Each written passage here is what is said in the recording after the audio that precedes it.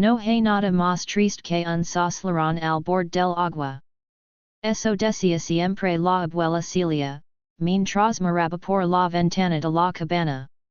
El estanque estaba justo al final del campo, donde la niebla se quitaba a dormir y los gritos parecían rebotar en el silencio. Ali comenzó todo. Lucero tenía 17 años cuando la abuela murió.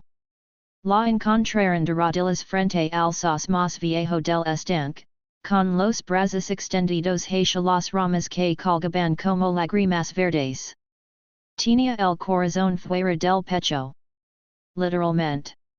Colocado con delicadeza sobre una piedra cubierta de musgo. El cuerpo no tenía heridas, salvo una incisión perfecta en el pecho. Nada de sangre. Nada de dolor aparente. Solo paz. Y eso era lo más aterrador de todo. El forense dijo que era imposible. La policía local, desconcertada, culpó a algún ritual satánico. Pero Lucero sabía la verdad. Lo vio en sus sueños. Cada noche, desde la muerte de Celia, el sos aparecía en su mente, flotando sobre el estanque como si no tuviera raíces. Y una sombra, siempre la misma, caminaba desde las aguas hasta la orilla con algo en las manos. Algo rojo. Algo palpitante. Fue su tío Jacinto quien le dijo, una noche de lluvia, que los soses no lloraban por tristeza, sino por hambre. Y que, según los antiguos, cada 100 años uno de ellos abría la boca y exigía un corazón para seguir durmiendo. Lucero pensó que era una forma cruel de explicar la locura de su abuela. Hasta que encontró el diario. En la buhardilla polvorienta, entre jarrones rotos y encajes viejos, encontró un cuaderno de tapas negras con letras taladas a cuchillo, donde leeron los soses.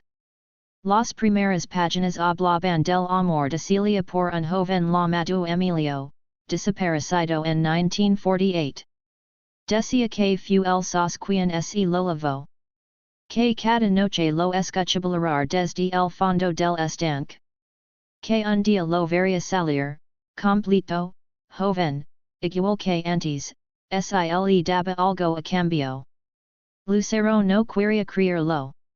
Pero la noche siguiente, al mirar desde la ventana, vio una figura de pie bajo el sos. Mojada. Sonriente. Sostenía algo. Un cuaderno negro. Era Emilio. Y la llamó por su nombre. Lucero no durmió esa noche. El reflejo de Emilio bajo las ramas colgantes le ardía detrás de los ojos. Su voz había sido suave, como el roce de una joya al caer. Pero no era posible. No podía ser él. No con esa sonrisa rota. No con la piel translúcida, como si flotara entre dos mundos. A la mañana siguiente, bajo al estanque. El air olía a metal y raíces podridas. Los soses colgaban como centinelas viejos, arrastrando sus dedos verdes sobre la superficie. En la piedra donde habían jalado el corazón de Celia, ahora reposaba un nuevo objeto, una foto en sepia. Lucero la tomó con dedos temblorosos. Era su madre, de niña, junto a un hombre delgado que sostenía un sombrero de ala ancha. Emilio. Tenía la misma sonrisa. La misma que había visto la noche anterior. Y detrás de ellos, en el fondo borroso de la imagen, estaba el sos. Siempre el sos. Esa noche, Lucero volvió a sonar. Pero ya no estaba en la cabana. Estaba dentro del agua. Las raíces del árbol la sostenían, suaves como dedos humanos. La llevaban hacia abajo, hacia un mundo bajo el estanque. Un bosque sumergido. Ali, entre cuerpo flotantes con sonrisas abiertas, estaba Emilio. Uno más, Lucero le susurró. Solo uno más, y padre quedarme contigo. Al despota, Lucero encontró en su almohada un mechón de cabello mojado que no era suyo. Jacinto desapareció esa misma semana. Salió a pesca al amanecer. Solo encontraron su gorra flotando junto al bote, y un anzuelo clavado en el tronco del sos más antiguo. La policía volvió al lugar. Tomaron fotos.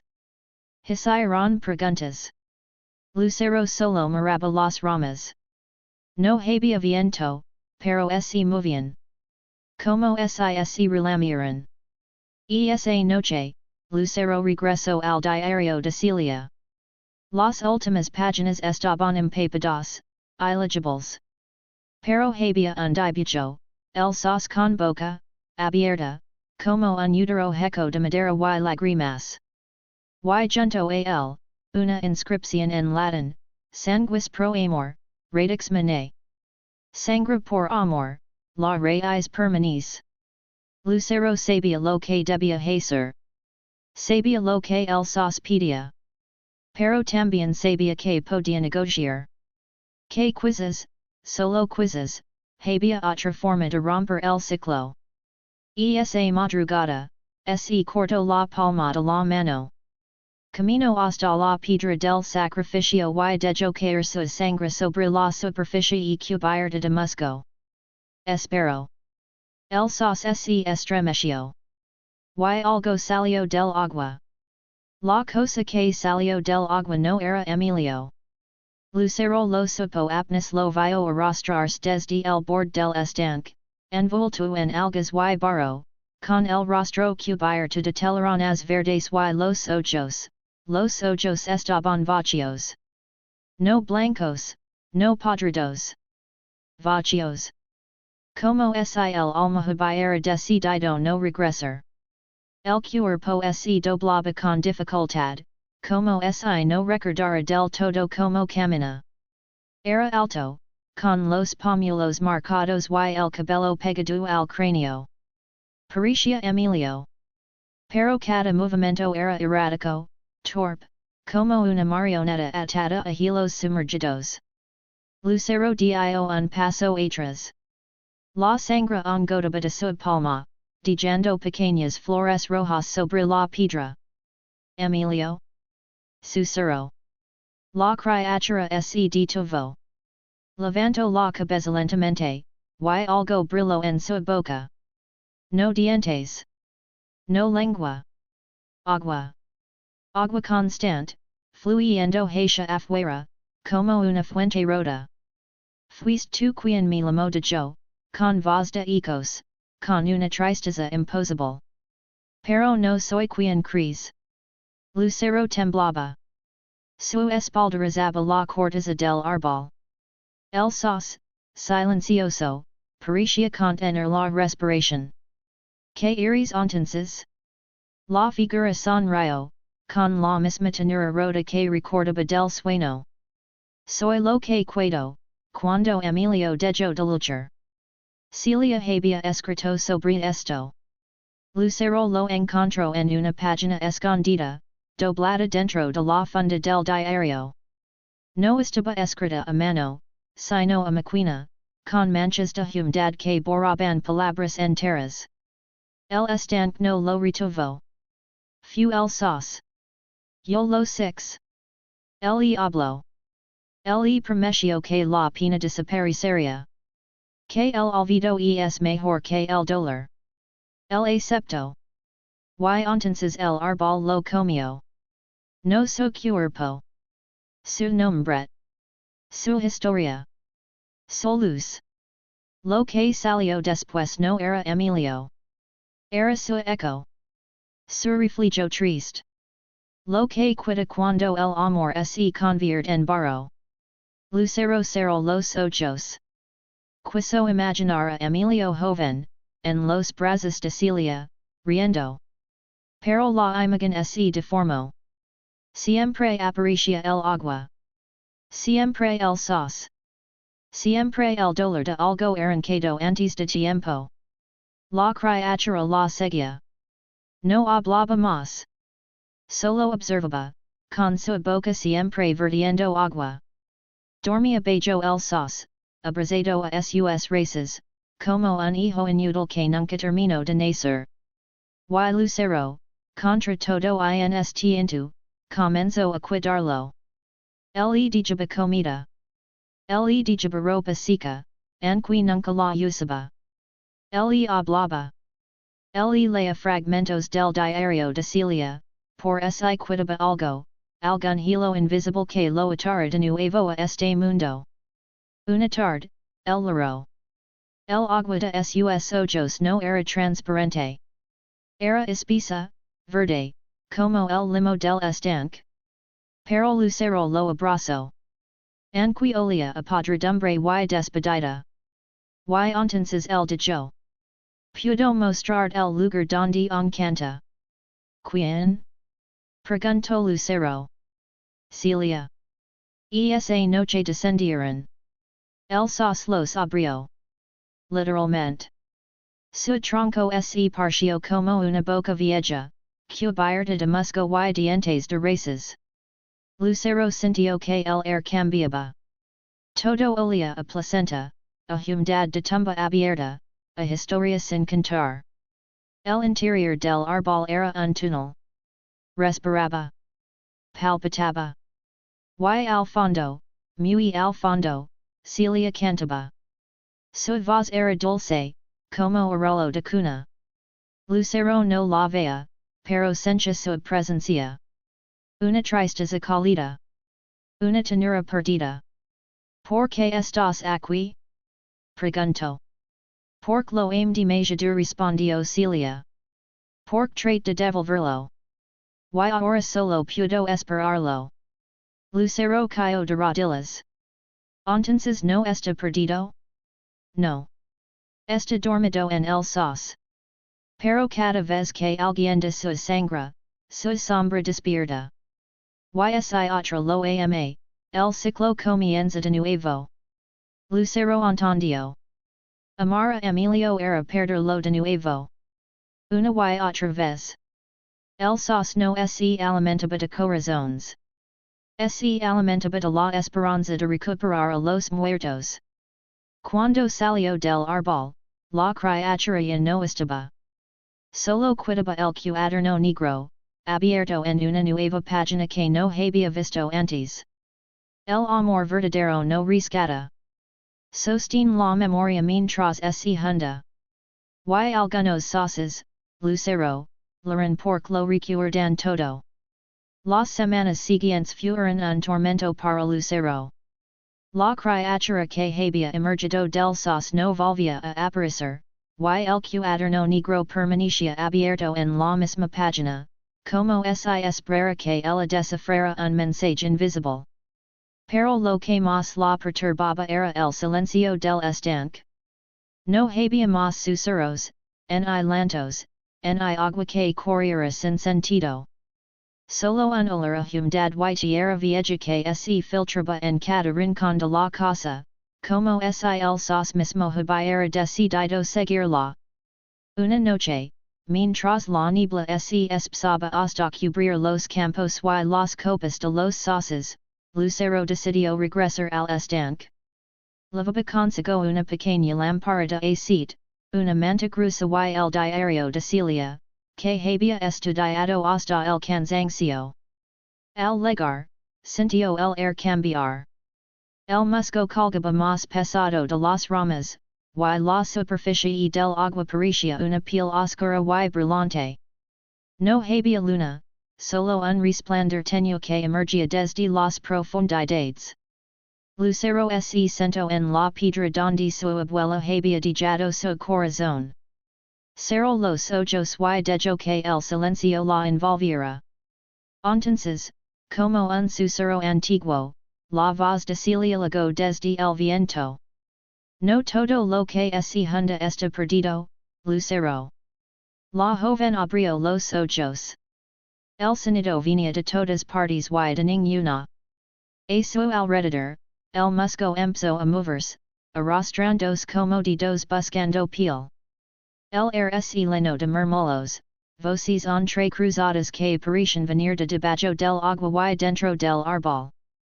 Los susurros no eran palabras claras, sino fragmentos, emociones puras. Dolor, arrepentimiento, amor, miedo. Sentimientos atrapados en el musgo, en la tierra, en el agua. Lucero comprendió que el sos no era solo un árbol, sino un receptáculo de memorias. ¿Qué quieres de mí? Preguntó en voz baja. Una figura emergió entonces del estanque, pero esta vez no era la criatura con ojos vacíos. Era la imagen difusa de Celia, joven, viva, pero al mismo tiempo etérea, como un reflejo en el agua. Sonrió con tristeza. Debo contarte la verdad de yo. No fu solo Emilio a quien perdí. Fu la esperanza de un pueblo entero. Lucero la miró, temblando. ¿Qué quieres decir? Este lugar está maldito por la memoria de una tragedia que nunca terminó. El sos absorbe el dolor, pero también lo alimenta. Cada historia de perdida se ancla en sus raíces, y cada corazón que ofrece un sacrificio alimenta el ciclo. Emilio no es el único que yace aquí. Son muchos. Y cada uno busca ser librado. Las hojas del sos temblarán con fuerza, y una ráfaga de viento helado hizo que Lucero cerrara los ojos. ¿Cómo romper el ciclo? Preguntó con desesperación. Con amor, sí, pero un amor que no intent rescatar. Un amor que acepte y suelte. Lucero sintió que algo se rompía dentro de ella. La necesidad de salvar a Emilio, de traerlo de vuelta, de detener la maldición, todo era en vano si solo alimentaba el dolor. ¿Y qué hago ahora? Busca las otras memorias. Ellas están en los susurros del musgo. Encuentra a los olvidados. No para traerlos de vuelta, sino para liberarlos. Solo así el sos podrá larar en paz. Esa misma noche, Lucero comenzó a notar detalles nuevos a su alrededor. Huellas pequeñas, casi invisibles, que se desvanchan en el musgo. Fragmentos de voces que no recordaba haber escuchado. Imágenes fugaces de rostros perdidos en el tiempo. Cada día bajaba al estanque y se sentaba a escuchar. El musgo se volvía un mapa de dolor y amor entrelazados, y ella aprendía a descifrar sus susurros. En una madrugada, encontró un objeto enterrado en la tierra húmeda, un medallón antiguo con una foto en miniatura. Era una niña con ojos grandes y un vestido de lino blanco. Lucero sintió una ola de tristeza por al tocarlo. Sabía que esa alma también necesitaba ser librada. Y así, el ciclo continuó. No con sangre ni con sacrificios, sino con la aceptación del dolor, con el entendimiento de que el amor verdadero no es poser, sino dejar. Mientras el sos laraba sus raíces, Lucero comprendió que también ella debía larar su propia partida para sanar. Y en ese larar, encontró su fuerza. Las noches se volvieron más largas, y el bosque al borde del estanque parecía respirar con vida propia. Lucero sentía el peso de las memorias atrapadas en cada hoja, en cada raíz, como si el sos fuera un guardián de secretos demasiado antiguos para ser contados. Pero esa noche no vino sola. Una figura apareció entre la niebla, de pie sobre el sendero de piedras cubierto de musgo. Era un hombre. Alto, delgado, con ojos que parecían quemar la oscuridad. Lucero lo reconoció al instante, era el hombre del sombrero de ala ancha que apareció en la foto junto a su madre. ¿Quién eres? Preguntó, con la voz entrecortada. El hombre no respondió. En cambio, comenzó a cantar. Una canción antigua, arrastrada y rota, llena de nostalgia y tristeza, que parecía salir de la tierra misma. La melodia hizo que las ramas del sos temblarán, y el agua del estanque se ondulara sin viento. Que choirs? Lucero dio un paso adelante, la lamparita ac temblando en sus manos. Soy Emilio de yo finalmente, con una voz que parecía un suspiro entre los árboles. O al menos, lo que quitaba el Lucero sintió que el corazón le latía con fuerza. No era el eco sin alma del capítulo anterior. Este Emilio tenía luz, aunque tenue, una chispa de humanidad que el sos no había consumido del todo. ¿Por qué cantas? Para recordar respondió. Para pedir ayuda.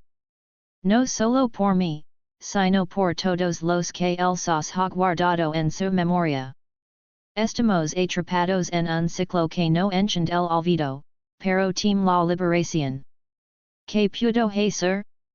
Preguntó Lucero, la desesperación y la esperanza mezcladas en su voz. El canto se volvió un lamento, y las lágrimas comenzaron a deslizarse por las ramas del sos, gotas verdes que caen al agua y generaban círculos perfectos.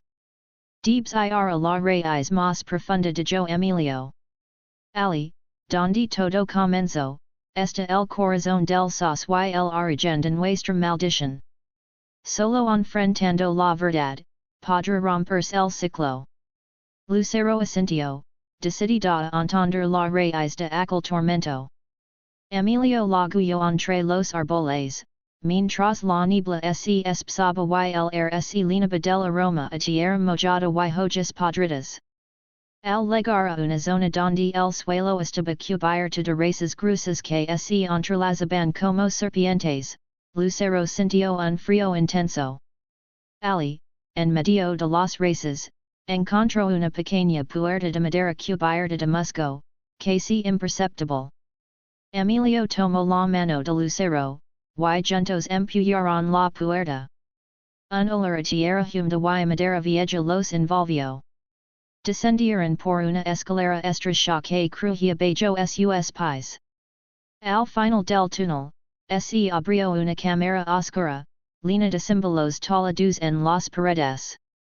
En el centro, una gran raíz se extendía, con una masa de carne palpitante enredada entre las fibras, un corazón gigante, vivo, cubierto de pequeñas raíces que se movían lentamente. Aquí está susurró Emilio. El corazón del sos. El origen de nuestra condena. Lucero sintió náuseas, pero no apartó la mirada. Sabía que debía enfrentarse eso para liberar a todos.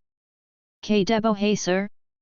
Preguntó, sintiendo como el peso del miedo la oprimía. Ofrece lo que más amas respondió Emilio. Solo el sacrificio del amor verdadero puede romper la raíz y dejar que las memorias se desvanezcan. Lucero cerró los ojos. Pensó en Emilio, en su abuela, en su madre, y en todas las historias que el sos había devorado. Luego, sacó del bolsillo el medallón de la niña y lo sostuvo con fuerza. Esto es lo que más amo de yo. La esperanza de que nadie más sufra como nosotros. Con una determinación fría, hundió sus manos en la masa palpitante y comenzó a arrancar pequeñas raíces. El corazón se agitó violentamente, como si luchara por sobrevivir. Un grito desgarrador resonó en la cámara, y la tierra comenzó a temblar. Las raíces se retorcían, y Lucero sintió que la oscuridad la envolvía. Pero entonces, una luz cálida emergió de sus manos, como si el amor contenido en su corazón iluminara el lugar. El corazón del sos comenzó a desvanecerse, las raíces se rompieron, y un torrente de agua clara inundó la cámara, levándose con ella el dolor y la tristeza atrapados por décadas. Cuando la luz desapareció, Lucero se encontró sola en la oscuridad, pero con una sensación de paz profunda.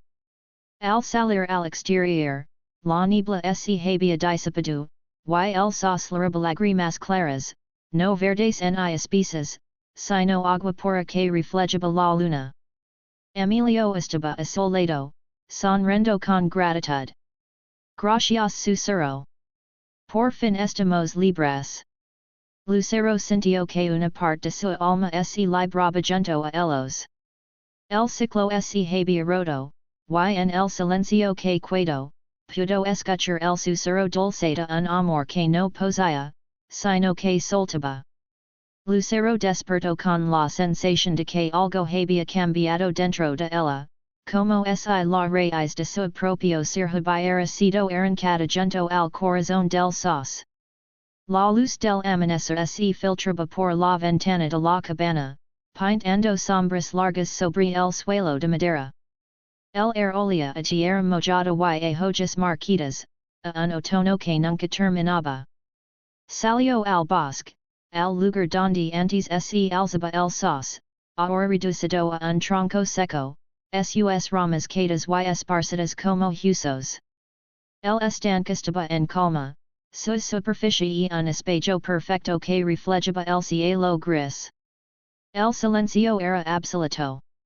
Lucero caminó lentamente entre las hojas caídas, sus pasos amortiguados por la hojarasca.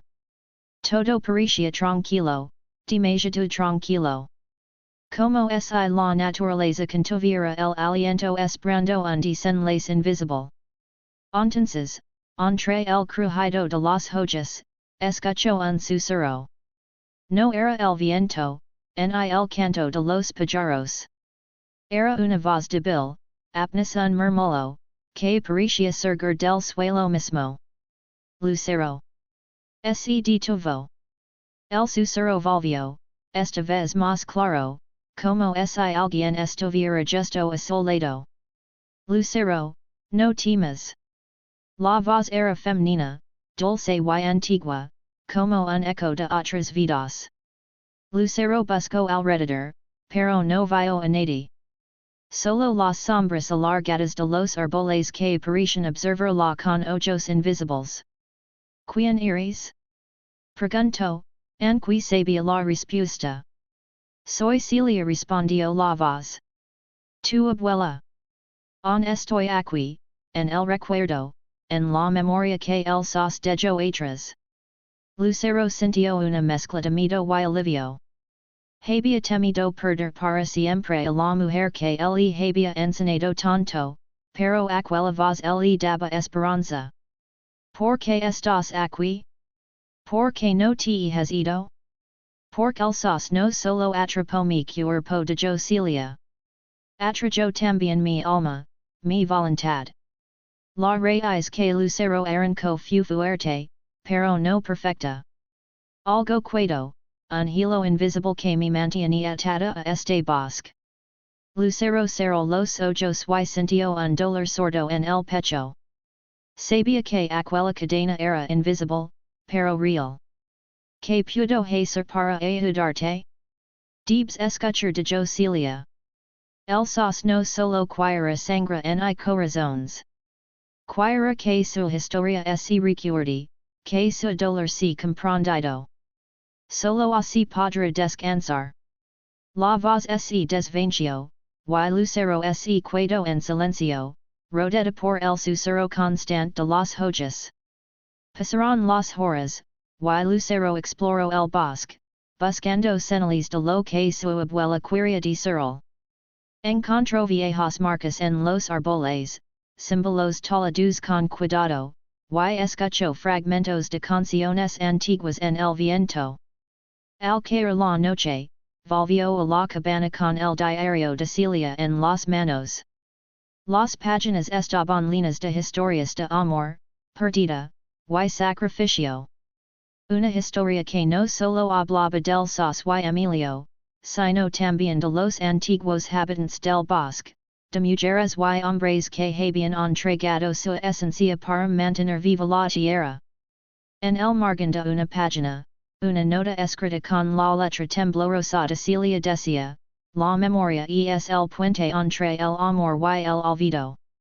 Solo quien camina ese puente puede liberar a los que leran. Lucero comprendió que debía hacer algo más. No bastaba con romper la raíz del sos, debía contar su historia, compartir el dolor que el árbol había absorbido. Esa noche, convocó a los vecinos del pueblo, a quienes creían en leyendas antiguas y a los que preferían no hablar de aquello que daba miedo. En la plaza, bajo la luz debilda un farol, Lucero abrió el diario y comenzó a leer en voz alta. Contó la historia de Celia y Emilio, la maldición del sos, el amor que no murió, y la sombra que quedó atrapada entre las raíces. Habló de los sacrificios, de las lágrimas verdes, y del canto que libraba. Al principio, hubo silencio.